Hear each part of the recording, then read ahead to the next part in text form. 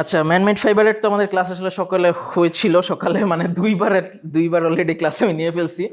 তো আপনাদের যেহেতু এখানে আসলে মানে এই সময় আসলে খুব একটা সময়ও নাই, তাও একটু চেষ্টা করব যতটুকু সংক্ষেপে আর কি। থ্যাংক ইউ যে এত বিকাল হইলেও অ্যাটলিস্ট ক্লাস করার জন্য আসছেন। হ্যাঁ, থ্যাংক ইউ সেই জন্য। তো আমরা অল্পের মধ্যে যতটুকু পারি আমরা একটু বোঝার চেষ্টা করব। হ্যাঁ, আচ্ছা, ম্যানমেড ফাইবার আমরা কি বলছিলাম, যেটা আসলে আমরা মানে মানুষের আর কি তৈরি করি, হ্যাঁ ল্যাবে তৈরি করি বা যেভাবেই হোক আমরা মানুষে তৈরি করি ল্যাবে বা ইন্ডাস্ট্রিতে, তাই না?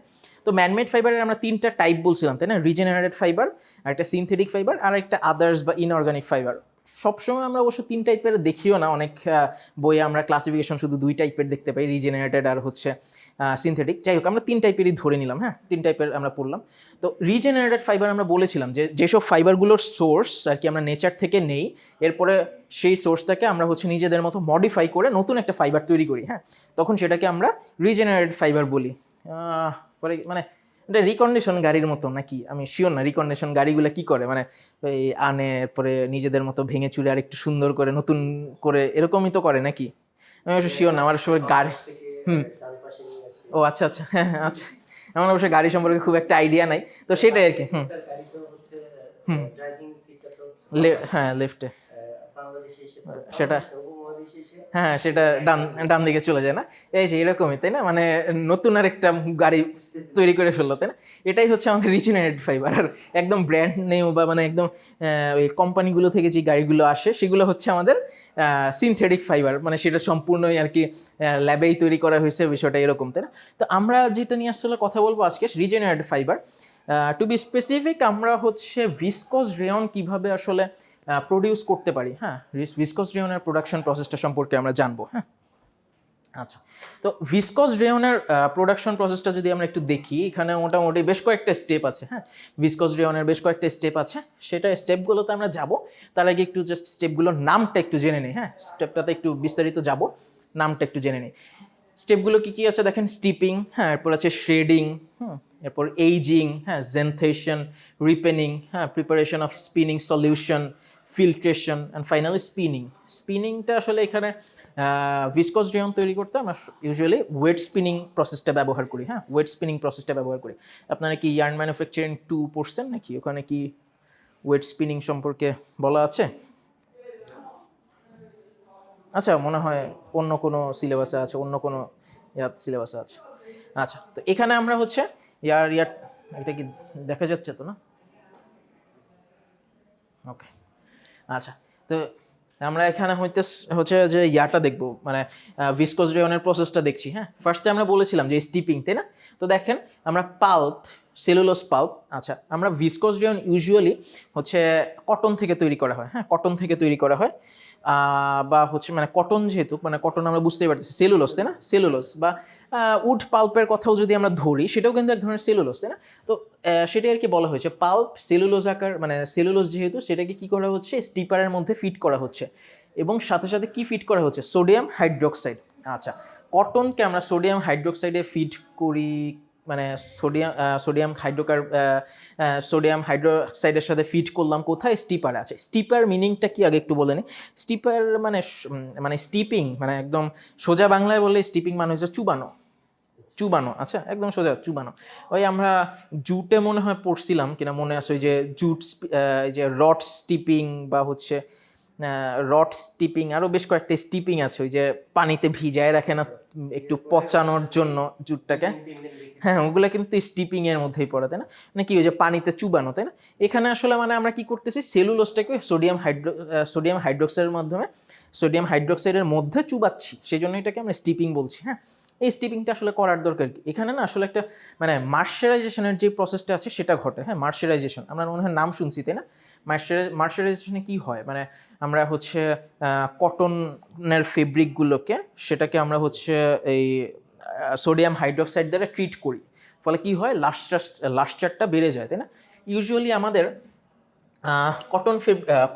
কটনের সেলগুলো না এরকম একটু কিডনি শেপ টাইপের থাকে। হ্যাঁ, কিডনি শেপ। তো কিডনি শেপ যখন থাকে তখন কিন্তু মানে সারফেসটা একটু এবড়ো থেবড়ো না, মানে বাঁকাচোরা একটু কিডনি শেপ যেহেতু। হ্যাঁ, তো এক্ষেত্রে কি হয়, যখন লাইটটা যখন তার উপরে পড়ে, সে কিন্তু মানে সুন্দরভাবে রিফ্লেক্ট করতে পারে না, সে কিন্তু রিফ্লেক্ট করে ওই এবড়ো থেবড়োভাবে। মনে করেন লাইটটা আসলে এই পয়েন্টে যাওয়ার কথা এই পথ ধরে, কিন্তু লাইটটা চলে গেল এই পথে। আবার আরেকটা লাইট আসলে এখানে, এটা যাওয়ার কথা এইদিকে, সে চলে গেল এইদিকে।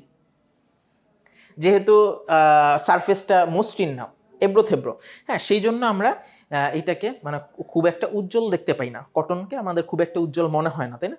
আচ্ছা, যেমন ধরেন মানে ওই যে সানের মানে সূর্যের দিকে যদি তাকায় থাকেন কি মানে একদম সবগুলো লাইট একদম সুন্দরভাবে এসে আমাদের চোখে পড়তেছে, সেই জন্য আমরা হচ্ছে সূর্যটাকে অনেক বেশি উজ্জ্বল দেখি না।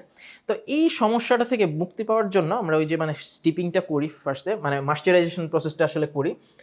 সেক্ষেত্রে কি হয়, এই যে সোডিয়াম হাইড্রোক্সাইডের সাথে যখন আমরা মানে তাতে ইমার্স করি, মানে স্টিপিং করি, সোডিয়াম হাইড্রোক্সাইডের সাথে যখন স্টিপিং করি, তখন সে কি হয়, এটার মধ্যে মানে কিডনি শেপটা যখন থাকে, কিডনি শেপ থেকে কিছু সোডিয়াম হাইড্রোক্সাইড সে নিজের মধ্যে শোষণ করে নেয়। শোষণ করে নেওয়ার ফলে কি হয়, একটু সুয়েল হয়ে একটু মানে খেয়ে দিয়ে একটু গোলগাল হয়ে যায় আর কি, একটু গোলগাল হয়ে যায়, এমন গোল, মানে এক্স্যাক্ট গোল হয় না, মানে এরকম একটা গোল শেপ সে ধারণ করে। হ্যাঁ, গোল শেপ যখন ধারণ করলো তখন মানে আমাদের সারফেসটাও কিন্তু আগের চাইতে একটু স্মুথ হলো, তাই না? তাহলে এখন লাইটটা কিন্তু সে একদম খুব ভালোভাবে সে রিফ্লেক্ট করতে পারবে। হ্যাঁ, যেহেতু খুব ভালোভাবে রিফ্লেক্ট করতে পারতেছে, তাই হচ্ছে লাস্টারটাও বেড়ে গেল। হ্যাঁ, আরেকটু বেশি লাস্টার্স দেখাচ্ছে তাকে। হ্যাঁ, আচ্ছা, তো এই জিনিসটাই আসলে ঘটে আমাদের ওই স্টিপিং প্রসেসটাতে। হ্যাঁ, স্টিপিং প্রসেসের এরপরে কি দেখতেছি আমরা, শ্রেডার অ্যান্ড এইজিং।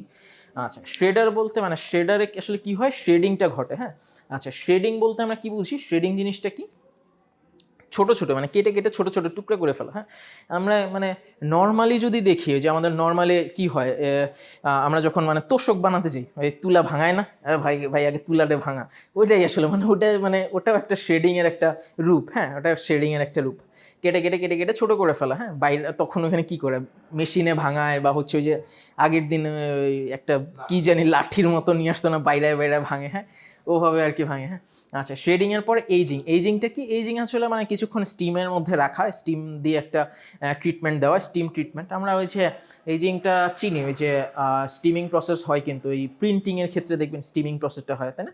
প্রিন্টিং শেষে স্টিমিং করে, হ্যাঁ, তার ফলে যেই প্রিন্টটা আমরা করলাম সেই ডাই স্টাফটা কিন্তু আরও বেশি ফিক্স হয়, তাই না?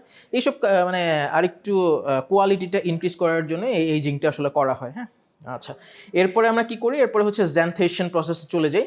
জ্যানথেশন প্রসেসে কি হচ্ছে, যে আমাদের যে শ্রেডের যেই সেলুলোসটা আছে সেটাকে ফিড করি, প্লাস হচ্ছে কি ফিড করি, কার্বন ডাইসালফাইড। হ্যাঁ, আচ্ছা, কার্বন ডাইসালফাইড মানে কোনো সেলুলোসকে যখন আমরা কোনো অ্যালকালির উপস্থিতিতে কার্বন ডাইসালফাইডের সাথে ট্রিট করাই, তখন সেখানে এক ধরনের সল্ট উৎপন্ন হয়, যেটাকে বলা হয় জ্যানথেট। আর যেহেতু জ্যানথেট সল্ট উৎপন্ন হচ্ছে, সেলুলোজ জ্যানথেট সল্ট উৎপন্ন হচ্ছে, সেই জন্য এই প্রসেসটাকে বলা হচ্ছে জ্যানথেশন। হ্যাঁ, সেই জন্য এই প্রসেসটাকে বলা হচ্ছে জ্যানথেশন। হ্যাঁ, আচ্ছা, তো এই সেলুলোজ জ্যানথেট যেটা তৈরি হচ্ছে সেটাকে আমরা কি করি, এরপরে সোডিয়াম হাইড্রোক্সাইডের সাথে ডিজলভ করি। হ্যাঁ, সোডিয়াম হাইড্রোক্সাইডের সাথে ডিজলভ করি। আচ্ছা, এখানে দেখেন আমরা ফার্স্টে কি করছিলাম, এই সেলুলোজকে কিন্তু সোডিয়াম হাইড্রোক্সাইডের সাথে যখন মানে একে অন্যের সাথে মানে কি বলবো, সোডিয়াম হাইড্রোক্সাইডে যখন চুবাইছিলাম তখন কিন্তু মার্শারাইজেশনের একটা এফেক্ট পাইছিলাম। এখানে কিন্তু আমরা সেটা পাচ্ছি না, এখানে দেখেন ডিজলভ হয়ে যাচ্ছে। কেন? কারণ এখানে কিন্তু আর সেলুলোজ হিসাবে নাই, সেলুলোজ কিন্তু এখন সেলুলোজ জ্যানথেট একটা সল্টে পরিণত হয়েছে, তাই না?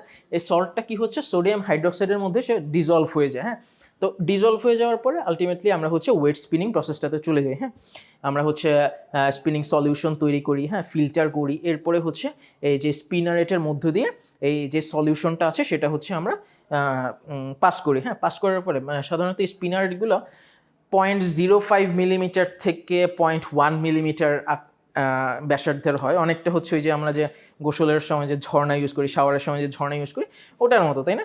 ঠিক ওরকমই আসলে বের হতে থাকে ফাইবার আকারে বের হতে থাকে, ইয়ার্ন আকারে বের হতে থাকে কন্টিনিউয়াসলি। সেটাই আর কি পরবর্তীতে ওই যে উইন্ডিং করে নেওয়া হয়। এভাবেই আসলে আমাদের ভিসকস রেয়ন, হ্যাঁ, এটা তৈরি হয়। আর যেহেতু ভিসকস রেয়ন একটা কি বললাম আমরা, একটা রিজেনারেটেড ফাইবার, তো আমরা এটাকে একটা রিজেনারেটেড ফাইবারের একটা প্রসেস আমরা দেখে নিলাম। ওকে, তো আমরা আসলে যেহেতু মানে আপনাদের জন্য একটা শর্ট ক্লাস নিলাম, তো এটা এই পর্যন্তই থাকবে। আমরা পরবর্তী দিন হচ্ছে আর একটু বিস্তারিতভাবে আলোচনা করব। হ্যাঁ, একটু বিস্তারিতভাবে আলোচনা করব। প্লাস হচ্ছে আমরা বেশ কিছু ইয়ার সম্পর্কেও জানবো, হ্যাঁ, কী কী ভিসকোজ আছে, আরও কী কী ভিসকোজ ফাইবার আছে, হ্যাঁ, সেগুলো সম্পর্কে জানবো, সেগুলোর প্রপার্টিস সম্পর্কে জানবো, কী কী হয়, কীভাবে কী করে, কী কী এন্ড ইউজ আছে সে সম্পর্কে আমরা জানবো, বা ডিফারেন্স কী কী আছে বিভিন্ন ধরনের রিজেনারেট ফাইবারগুলোতে, হ্যাঁ, ভিসকোজ রেয়ন, পলিনোসিক, কুপ্রোমোনিয়াম রেয়ন, কটন, এগুলোতে আসলে মানে কী কী ডিফারেন্স আছে সেগুলো সম্পর্কে আমরা জানবো। চলো, তো আজকে এই পর্যন্তই, সবাই ভালো থাকবেন, হ্যাঁ। ওয়ালাইকুম আসসালাম, একটু অফ করে দেন।